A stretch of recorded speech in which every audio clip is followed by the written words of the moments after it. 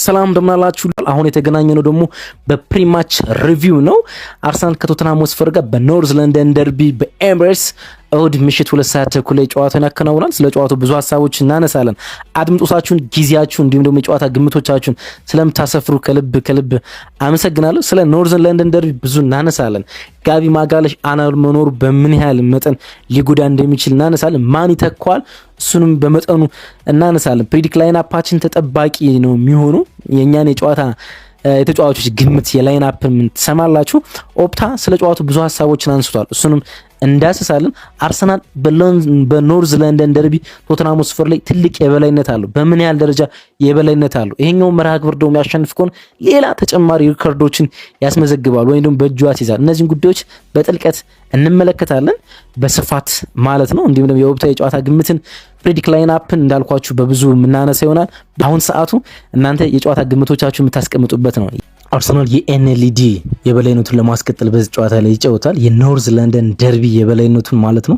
ከቶተንሃም ሆትስፐር ጋር አስደናቂ ድሎች ነው ያሉት። በጣም አስደናቂ የማሸነፍ የበላይነት ማለት ነው። ከባለፉት 6 ተከታታይ ጨዋታዎች 5ቱን አርሰናል ማሸነፍ ችሏል። አንድ ብቻ ነው አቻ ወጣ። ተከታታይ ደግሞ 3 ጨዋታዎችን ቶተንሃም ሆትስፐርን በድል ማጠናቀቅ ችሏል። ያለፉትን 8 ጨዋታዎች ቶተንሃም ሆትስፐር ላይ በሜዳው አርሰናል 2 እና ከዛ በላይ ጎሎችን ያስቆጠረ ነው ሲያሸንፈው የነበረ ማለት ነው። አርሰናል ቶተንሃም ሆትስፐር ላይ በጣም የሚደንቅ ድል ነው ያለው። እንግዲህ ከ2025 የመጨረሻ ኢንተርናሽናል ብሬክ በፊት አርሰናል የሊጉ መሪ ሆኖ ነው የተጠናቀቀ ወይም ደግሞ የሀገራት ጨዋታ የተከናወነው። አርሰናል የሊጉ መርሃ ግብር መሪ ሆኖ ነው ግን ከሰንደርላንድ ጋር በስታዲየሙ ፍላይት የጣለው 2 ነጥብ ይህን ጨዋታ የበለጠ ተጠባቂ ያደርገዋል። ብላክ ካቶች ወይም ደግሞ ሰንደርላንዶች አርሰናል ላይ ከ812 ደቂቃ በኋላ ነው ጎል ማስቆጠር የቻሉት። አርሰናል ላይ ለተከታታይ 812 ደቂቃዎች ያህል ጎል ሳይቆጠር ከተጓዘ በኋላ በሁሉም ውድድሮች ብላክ ካቶች ወይም ጥቋቁር ድመቶች ጎል ማስቆጠር ችለዋል። ይሄኛው ጎል መቆጠር እና በአቻ ውጤት መጠናቀቅ ቶተንሃም ሆትስፐርና አርሰናል የሚያደርጉት ጨዋታ ላይ ትኩረት እንዲጣል አድርጓል። ምክንያቱም ሲቲ ዛሬ ጨዋታውን ያከናውናል በሊጉ ማለት ነውና ሲቲ ምሽት ላይ የሚያከናውነው ጨዋታ ማሸነፍ የሚችል ከሆነ የነጥብ ልዩነቱ ወደ 1 ስለሚያጠበው የኛው ጨዋታ በጣም ትኩረት ስቧል። ከዛ አቻ በኋላ ደግሞ የጋቢ ማጋለሽ ጉዳት ተሰማ። በብራዚል ብሔራዊ ቡድን በወዳጅነት ከሴኔጋል ጋር ባረጉት የኤምሬትስ የተከናወነ ጨዋታ ነው። ባይዘዌ ለንደን ላይ ብራዚል 2-0 ባሸነፈበት 65ኛው ደቂቃ ላይ ጋቢ ማጋለሽ ጉዳት አስተናገደ። ኦልሞስት ከወር በላይ በጉዳት ምክንያት አይኖርም። ወደ 2 ወር ይጠጋል። ላይኖር የሚችልበት እድል አለ። በተጨማሪ ከጉዳት እያገገሙ የሚገኙ ተጫዋች ደግሞ በየትኛው ሰዓት መቼ እንደሚመለሱ እርግጥ አይደለም።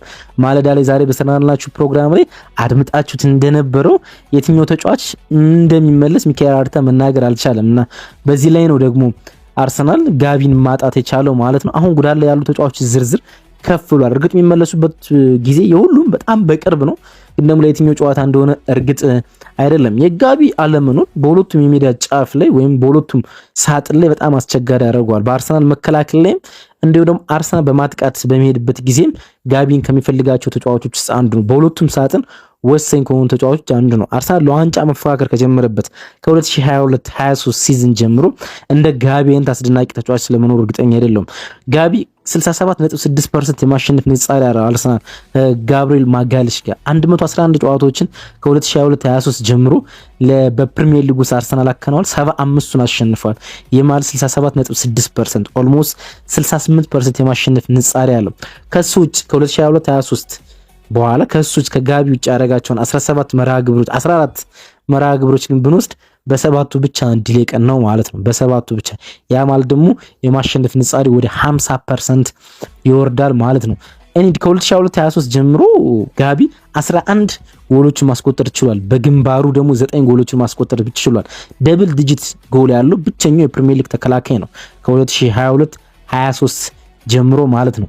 ይሄን ተከላካይ ነው እንግዲህ አርሰናል ሳይዝ የሚጫወተው ማለት ነው። ለአርሰናል የሴት ፒስ ፓወር በጣም አስፈላጊ ነው። በጣም የአርሰናል የሴት ፒስ ፓወር በጣም አስፈላጊነት ምን ትረዱ ቶማስ ፍራንክ ከጨዋታው በፊት ከሰጧቸው ጋዜጣዊ መግለጫዎች አንዱ ምንድነው ያለ መሰላችሁ? የአርሰናል ሴት ፒስ ወይም ደግሞ የቦክስ የቆመ ኳስ መከላከል ምንችል ከሆነ የአርሰናል ፓወር በ50% ማውረድ እንችላለን ብሏል።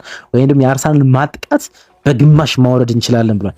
ያናር አርሰናል በቦክስ ውስጥ ምን ያህል ተፈሪ እንደሆነ የሚያሳይ ይመስለኛል። ከፔናልቲ ውጭ ቆመ ኳስ አርሰናል 10 ጎሎችን አስቆጥሯል በዚህ ውድድር ዓመት ማለት ነው። በፕሪሚየር ሊጉ ካስቆጠራቸው ጎሎች 50% ከሴት ፒስ እንደተቆጠሩ የሚያሳይ ይመስለኛል። ስፐርስ ደግሞ በሴት ፒስ የላቀው ቡድን ነው። ከዚህ ውድድር ዓመት ከቆመ ኳስ ትንሽ ጎል ከተቆጠረባቸው ቡድኖች ውስጥ ቁጥር አንዱ ስፐርስ ነው። 2 ጎሎች ብቻ ነው የተቆጠሩበት ከቆመ ኳስ ማለት ነው እና ሁለቱ በፓራዶክስ በሁለት ጫፎች ውስጥ የሚያደርጓቸው ጨዋታዎች ነው። እንግዲህ ጋቢ በመከላከል ውስጥ አርሰናል የሚቸገር አይመስለኝም።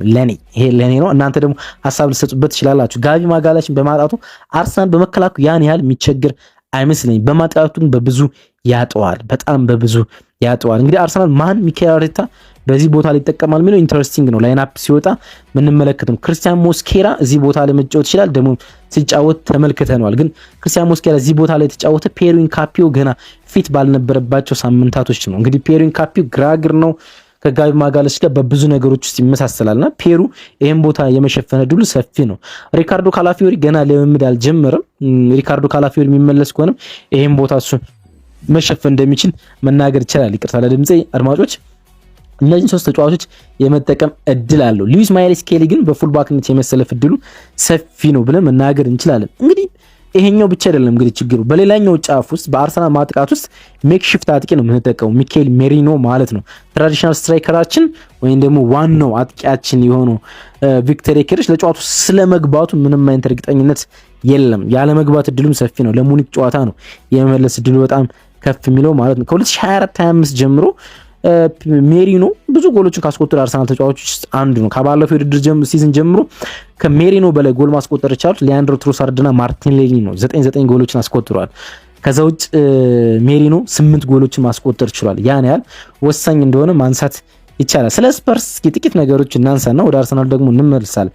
ስፐርስ እንግዲህ ከፍ ያለ ኤክስፔክትድ ፖይንት ካላቸው ቡድኖች ውስጥ አንዱ ነው። ከፍ ያለ ማለት ከፍ ያለ ሳይሆን ከሚገባቸው ኤክስፔክትድ ፖይንቶች ውስጥ ከፍ ያለ ካገኙት ውስጥ አንዱ። ለምሳሌ ስፐርስ ማግኘት የሚገባው ነጥብ ይለናል ኦፕታ 16 ብቻ ነው ኤክስፔክትድ ፖይንቱ ማለት ነው ከጨየ ጨዋታዎቹ። ግን ዘንድሮ 18 ነጥቦችን መሰብሰብ ችሏል። ይህ ደግሞ ከሰንደርላንድ ቀጥሎ ኦቨር ፐርፎርማንስ ያደረገው ቡድን ነው።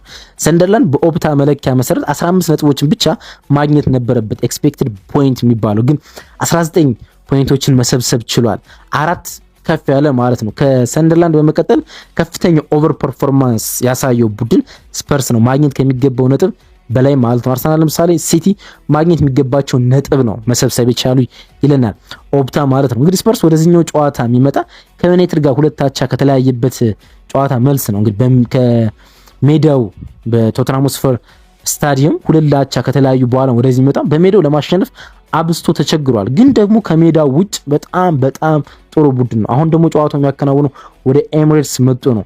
በሜዳው በዚህ ውድድር ዓመት ያልተሸነፈው ብቸኛው ቡድን ነው ቶተንሃም ሆትስፐር። ከሜዳው ውጭ በሜዳው አይደለም፣ ከሜዳው ውጭ ያልተሸነፈው። በሜዳው ታሙኑ እንደሆነ 1 ጨዋታ ብቻ ማሸነፍ ይችላል በርንሌን በሜዳው ቶተንሃም ሆትስፐር። ከሜዳው ውጭ ግን አንድም ጨዋታ አልተሸነፈም። 1 አቻ ብቻ ነው ያለው። ብዙ ነጥብ የሰበሰበው ቡድን ነው። 13 ነጥቦችን ከ5 ጨዋታ ሰብስቧል። እርግጥ አርሰናል 13 የሰበሰበ ግን አርሰናል በሜዳው 6 ጨዋታዎችን አከናውኗል። ብዙ ጎል ያስቆጠረው ቡድን ነው። 12 ጎሎችን አስቆጥሯል። ትንሽ ጎል የተቆጠረበት ቡድን ነው። 3 ጎል ብቻ የተቆጠረበት ቡድን ነው ማለት ነው። እና ከሜዳቸው ውጭ በጣም ድንቅ ናቸው። ደግሞ ይሄኛውን ጨዋታ መርሃ ግብር የሚያደርጉት ወደ ኤሚሬትስ መጥቶ ነው እንዳልኳችሁ።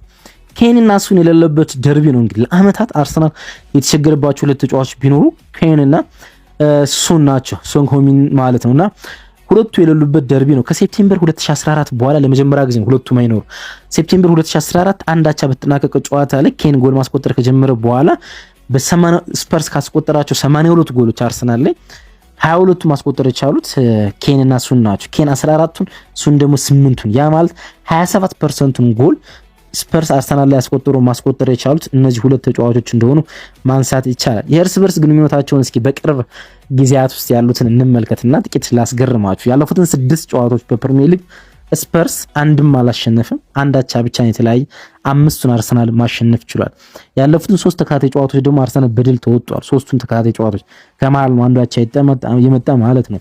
ከስፐርስ ጋር ሎንገስት ራን ያለው ወይም ደግሞ ሳይሸነፍ ብዙ የተጓዘው 1987 እስከ ጃንዋሪ 1989 ነው። ጃንዋሪ 1987 እስከ ጃንዋሪ 1989 ማለት ነው። 5 ጨዋታዎችን በተከታታይ ስፐርስን አሸንፏል። አሁን 3 ደርሷል። ነገ ጨዋታው ማሸነፍ የሚችል ከሆነ 4 ተከታታይ ድል ከስፐርስ ጋር ይሆናል ማለት ነው። ሳምፕል ሳይዙን ከ6 ጨዋታ ወደ 9 የምናሰፈው ከሆነም ስፐርስ 1 ድል ብቻ ይኖረዋል ማለት ነው። 7 ሽንፈት አንድ አቻ ብቻ ይኖረዋል ማለት ነው። ያን ያህል አብስቶ እንደተቸገረ ስፐርስ አርሰናል ለማሸነፍ የሚያሳይ ይመስላል። ካለፉት 32 የኤሚሬትስ ጨዋታዎች አርሰናልና ቶተንሃም ሆትስፐር ከተገናኙባቸው 32 መርሃ ግብሮች ውስጥ አንድ ብቻ ነው ስፐርስ ያሸነፈው፣ አንድ ብቻ በኤሚሬትስ ወይንም ከሜዳው ውጭ ተጉዞ ማለት 12 ናቸው ተለያይቶ 19 በአርሰናል ሽንፈት ቀምሷል ቶተንሃም ሆትስፐር ማለት ነው። ለመጨረሻ ጊዜ አርሰናልን በኤሚሬትስ ያሸነፈው ኖቬምበር 2010 ነው። 3-2 የተጠናቀቀ ጨዋታ ማለት ነው። ከኖቬምበር 2010 በኋላ አሁን ከ15 ዓመታት በላይ በኤሚሬትስ ቶተንሃም ሆትስፐር አርሰናልን ፍጹም ማሸነፍ አልቻለም። እንኳን ሚካኤል አርቴታ ወደ አርሰናል መጥቶ ማለት ነው። ሚካኤል አርቴታ ከመጣ በኋላ ሌሎችን ቡድኖች ሊቨርፑል ዘንድሮ እስኪያሸነፍን ድረስ ትራዲሽናል ቢግ ሲክስ የሚባሉ ቡድኖች አርሰናል ለማሸነፍ ምን ያህል እንደሚቸገሩ የምናውቀው ነው። አርሰናል ያለፉትን 26 ጌሞች በሜዳው ስፐርስ ላይ ጎል አስቆጥሯል። የመጨረሻ 26 ጨዋታዎች በተከታታይ ስፐርስ ላይ ጎል አስቆጥሯል። ደግሞ በጣም የሚደንቃችሁ ምን መሰላችሁ? የመጨረሻ 8 ጨዋታዎች ደግሞ በትንሹ ከሁለት በላይ ጎሎችን አስቆጥሯል አርሰናል። በትንሹ ከሁለት በላይ ጎሎችን አስቆጥሯል ቶተንሃም በተከታታይ ማለት ነው። በተከታታይ ከሁለት በላይ ጎል ያስቆጠረ ያሸነፈው ቡድን ሌስተር ሲቲ ነው። 1997 እስከ 2016 በተከታታይ ስፐርስ ላይ ሁለትና ከዛ በላይ ጎሎች ያስቆጠረ አርሰናል አሸንፏል። አሁን ቶተንሃም ሆትስፐር ሁለት ጎል የሚያስቆጠር የሚችል ከሆነ አርሰናል 9 ተከታታይ ጨዋታዎችን በማሸነፍ ሌላ ሪከርድ መጨበጥ ይችላል ማለት ነው። ቶማስ ፍራንክ ሌላው መጥፎ ሪከርድ ከአርሰናል ጋር ካላቸው አሰልጣኞች አንዱ ነው። ወደ ሊጉ ብሬንፎርድን አሳድጎ እንደመጣ በመጀመሪያ ጨዋታው አርሰናል ማሸነፍ ይችላል። ከዛ መርሃ ግብር በኋላ አርሰናል ማሸነፍ አልቻለም። ያለፉትን 8 መርሃ ግብሮች ውስጥ 2 አቻ 5 ሽንፈት ከአርሰናል ጋር ገጥሞታል ማለት ነው። አርሰናል ለማሸነፍ በጣም እንደሚቸገር ይሄ ቁጥር የሚያሳይ ይመስለኛል ቶማስ ፍራንክ ማለት ነው። በጨዋታው ውስጥ በጣም የሚጠበቀው ጉዳይ የላይን አፕ ጉዳይ ነው። ብዙዎቻችን ነገ ምሽት 2 ሰዓት ተኩል ጨዋታው ከመከናወኑ በፊት 1 ሰዓት ተኩል ላይ ስልኮቻችን ወይም ደግሞ ባገኘናቸው አጋጣሚዎችን ለመመልከት ምንጓጓው ማን በተጠባባቂ ቦታ ላይ ይኖራል፣ ማን ከጉዳት ተመለሰ፣ ማንስ በላይን አፕ ውስጥ ገባ የሚለው ለማየት በጣም ምንጓጓ ይመስለኛል። 2 ፖዚሽኖች ላይ በጣም እንጓጓለን። አንደኛው የጋቢ ማጋለሽ ቦታ ላይ፣ ሁለተኛው ደግሞ የአጥቂ ቦታ ላይ ነው። በሁለቱ ፖዚሽኖች ውስጥ ማን ተመለሰ ከጉዳት የሚሉትን ለመመልከት ብዙ ምንጓጓ ይመስለኛል። ዴቪድ ራያ በግብ ጠባቂነት ይኖራል። ዩሪያን ቲምበር አሁንም ቋሚ እንደሚሆን ሚካኤል አርቴታ ከጨዋታው አስቀድሞ እንደተናገረ እናስታውሳለን። ዊሊያም ሳሊባ ጋር የኛ የአርሰናል ኢንፎ አዘጋጆች ግምት ፔሩ ኢንካፒዮ ነው። እንዲሁም በግራ ፉልባክነት ገና ልምምድ ስላልጀመረ ሪካርዶ ካላፊዮሪ ዛሬ ልምምድ ይሰራል ብሏል ምሽት ላይ። ይሄን ቪዲዮ ስቀርጽላችሁ ለእናንተ ኦዲዮ ገና ልምምድ መስራትና ለመስራትና አላረጋግጥኩም። ሪካርዶ ካላፊዮሪ አይኖርም ብዬ አስባለሁ። ስለዚህ ሉዊስ ማይሊ ስኬሊ በግራ ፉልባክነት ይኖራል። ዙቢሜንዲና ራይስ የአርሰናል አማካኞች ሲሆኑ በ10 ቁጥር ፖዚሽን ላይ ኤብሬቺ ኤዜ ይኖራል። ቡካዮ ሳካ የቀይ መስመር አጥቂ ነው። እስከ 2030 ኮንትራቱን ለማደስ ከጫፍ ደርሷል። ሚካኤል አርቴታ ከኛ ጋር ለመቀጠል እንደሚፈልግ እንደሚያውቅ አውቃለሁ ብሏል። ሚካኤል ሜሪኖ አጥቂ ይሆናል። ሊያንድሮ ትሮሳርድ ደግሞ የግራ መስመር አጥቂ ፖዚሽን ላይ ይኖራል ማለት ነው። ኦፕታ የኛው ጨዋታ የማሸነፍ ግምት ለአርሰናል በርቀት ሰጥቷል። ግምቱን ኦፕታ ሲያስቀምጥ 69% አርሰናል ጨዋታ ያሸንፋል ሲል ስፐርስ 13.7%፣ 17.3% ደግሞ ይሄን ጨዋታ የማሸነፍ እድል ማንንም ሰው የለውም በአቻ ውጤት ይጠናቀቃል ብሎናል። እንግዲህ ላይን አፕ አርሰናል ይሄን ይመስላል ብንልም በተጠባባቂነት ቦታ ላይ ግን ማን እንደሚኖር እርግጠኛ አይደለንም። እንግዲህ ማርቲን ኦዲጋርድ እና እንዲሁም ደግሞ ኖኒ ማዱኬ የመለስ እድል አላቸው የሚሉ ሚዲያዎች አሉ። ገብርኤል ኢየሱስ ይመለሳል የሚሉ አሉ። ቪክተር ዮኬሬሽ ሊኖር ይችላል የሚሉ አሉ። በጣም ብዙ መረጃዎች ነው የሚወጡት። እንደማይኖር እርግጥ የሚሆነው ካይ ሃቨርትዝ ነው። ካይ ሃቨርትዝ ተጨማሪ ጊዜያቶች በጉዳት ሊቆይ ይችላል። ግን ማን እንደሚመለስ በእርግጠኝነት ማወቅ አንችልም ማለት ነው። አብራችሁ ስለነበራችሁ ከልብ አመሰግናለሁ። በፕሪማች ሪቪው ነው የተገናኘ ነው። እንዲሁም ደግሞ የጨዋታ ግምቶቻችሁን አስቀምጡልኝ። ሁሉንም ስለምታደርጉ ስለምትከታተሉን ከልብ አመሰግናለሁ። መልካም ቀን ይሁንላችሁ። ባይ